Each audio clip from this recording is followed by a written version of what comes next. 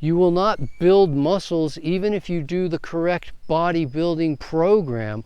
You're not going to build, or almost not going to build at all, if you're not taking in a surplus of calories while you're trying to go into that growth phase. And we know this is true because we've watched kids over and over and over, and there are times in their life, maybe around age 6, 7, maybe around 12, 13, 14, where they just become insatiably hungry. And then the next thing you know, they squirt up a couple of inches. Today I just want to talk a little bit about calories in and calories out, and what does that mean? And basically what calories in, calories out means is the number of calories that you consume, digest, and absorb, as opposed to the number of calories that you use in keeping your heart beating and your kidneys kidding, and in physical activity and in breathing and thinking and doing all the things that happen every day. The things that happen every day in a normal day, this is called your metabolic rate. The things that happen when you're at rest is your resting metabolic rate. This is a lower number. A lower number still is when you're in the deepest rest humanly possible. You're not even eating, you're in a fasting, resting metabolic rate. These are sometimes referred to as various versions of base or basal metabolic rates. And metabolic rate talks about, or explains, it's a number of how many calories are you using per unit of time. So that could be per minute, per hour, per day, per month. It doesn't really matter. For a typical man, average size man, it's about 1 million calories per year. But we could break it up any way you want, into any unit of time. So it gives us a unit to work with, calories per unit of time. And that's what metabolic rate is. Now, if you do more, let's say you're used to walking on flat ground 1 mile every day, but suddenly you say, you know what, I want to increase it by another mile. Well, now you're doing more. And there will be an increase in metabolic rate accordingly, because if you add another 50 calories into your day, that's about 2 calories per hour. So your metabolic rate went up about 2 calories per hour, or 50 per day. Depends on the unit of time you want to use. And it takes 3,500 calories to equal the calorie content of a pound of fat. So if you want to gain or lose roughly a pound of fat, you either have to increase or decrease food intake by 3,500 calories. So if somebody says to me, I've started an exercise program, I'm exercising like crazy, how much should I eat? I don't know the answer, because some people go out and they walk 1 mile, and to them that was a dramatic increase in exertion level. And for other people, they're increasing 10 miles. And I don't know what it is you were doing. Or for some people, their total exertion for an hour exercise might be 50 calories. I've seen it be less than that. Whereas for somebody else, in an hour, they can use more than 1,000 calories. Very fit individuals. So how much food should we add when we increase our fitness activities? Not only depends on how intense or how much you do, but it also depends on whether you want to gain, lose, or stay the same weight as a result of that increase in activity. Maybe you're increasing activity to lose weight, in which case you don't add any calories. or maybe you want to stay the same, in which case you add the amount that you increased, or by which you increased exertion levels. Maybe you want to gain, and so you've increased activity because you've added in muscle building activities.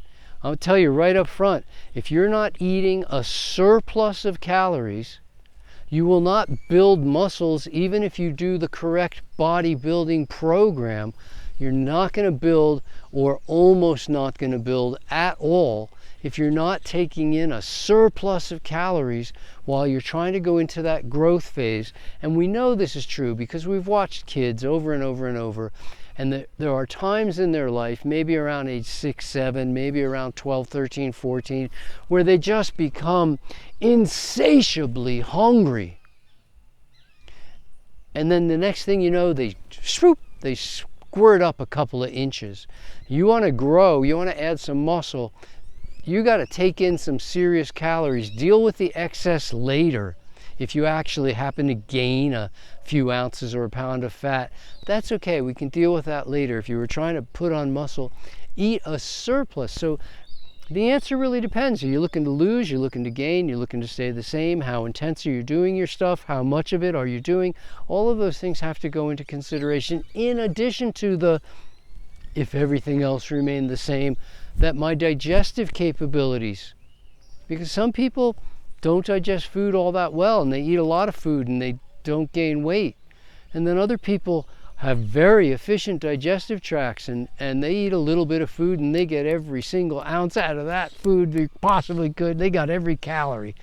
So they have to watch a little bit more, and we're all unique in this regard. So certain fitness activities result in a deadening of hunger, whereas other fitness activities tend to result in a heightening of hunger. The ones that tend to deaden hunger are typically cardio things. These cardio activities mimic the flight or fight response. You know, you see a bear, you run, and you don't look back, you don't stop, you just run. You know, and when we go out running, our body responds to that with all of the hormonal things and all of the physical adaptations that come with the flight or fight response, which includes completely shutting down blood supply to the digestive tract, which explains why some people get cramps if they eat and then go run, because the food just, like, it's not digesting, and all of a sudden the body's complaining a lot. Or it tries to keep digesting, but it tries to keep running, and there's just not enough blood to go to all those places, and eventually the muscles of the digestive tract spasm because they're just not getting enough fuel. I mean, it's not a good situation, but people will often use walking, running, and other cardio activities as a way of controlling appetite, even not just controlling weight. But they'll go, you know, if I run, I'm not hungry for a couple of hours afterwards, and I want that period of time where I'm not hungry. Whereas lifting heavy, whether you're bodybuilding, powerlifting, Olympic lifting, lifting heavy objects, really doing strength training, man, this fosters an appetite. Like I've been hungry lots of times in my life, but I've never been hungry like I am after a really heavy deadlift session or a really heavy full body squat exertions. I mean, these are activities, and I'm just shocked. Even if I eat before I go, I come back and I want to eat more, and I wake up in the morning and I'm hungry, And so there's times where you might just trust your judgment. You've just done 2, 4, 6, 8, 1,000 calories worth of cardio, and you come back and you go, nah, I'm not really hungry. Well, if you want to lose weight, maybe, but if you want to recover from having done that exertion, eat in spite of the fact that you're not hungry. And after the first few 100 calories, you probably notice that really you are hungry. It is just the hormones had deadened things for a while, but eating immediately after cardio will foster fantastically sped up recovery functions. So we want to eat after cardio even if you're not hungry. Whereas after weightlifting heavy, you're trying to bodybuild, you're trying to grow, you're trying to supply a surplus of calories, and you're hungry. Eat all you want to eat. Eat, like by all means, eat. And especially if you're a low-fat raw vegan, eat. Like seriously, get to it and put down some calories. Don't limit yourself. At some point, if you go, oh my goodness, I'm getting fat, well then we can deal with that, but chances are it's not even going to happen. So that takes a tremendous effort to put on enough weight to start to get fat. So I wouldn't worry there in advance of having a problem. You're doing strength training, eat like crazy after it.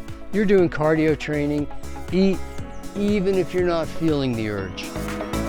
Hi guys, Dr. Doug Graham here, and I have a question for you today. Are you passionate about helping others reach their fullest health and performance potential?